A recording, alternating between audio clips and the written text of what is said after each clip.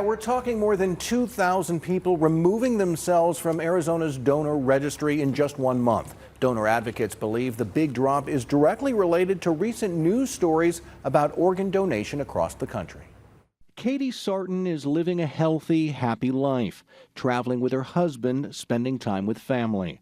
Something that would not have been possible if it wasn't for two organ donors Katie never met. I'm here because of the generosity of strangers. The 35-year-old Gilbert woman is living proof that organ donations save lives. At the age of 6, Katie came down with a sudden illness and needed a liver transplant right away.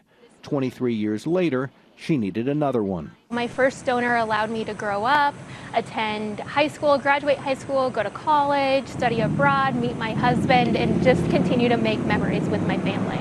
Katie knows firsthand the difference organ donors can make, so you can bet she was disappointed to hear that the number of organ donors in Arizona dropped significantly over the summer.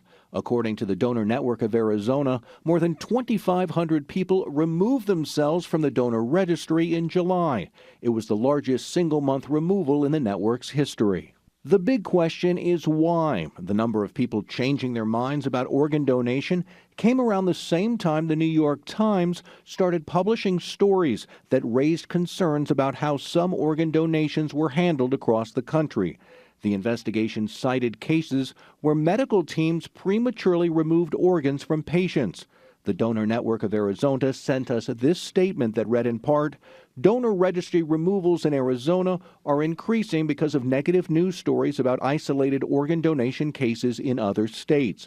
What has been reported is not happening in Arizona." No concern with my liver function at this time. Donor recipients like Katie believe those articles are misleading and should not influence anyone's decision to become an organ donor. Medical professionals will do everything in their power to save you. They don't know that someone upstairs needs a liver transplant and they're going to take yours. Only 10% of deaths even are able to be considered for transplant. I do hope people reconsider and re-sign up for the organ donation registry list.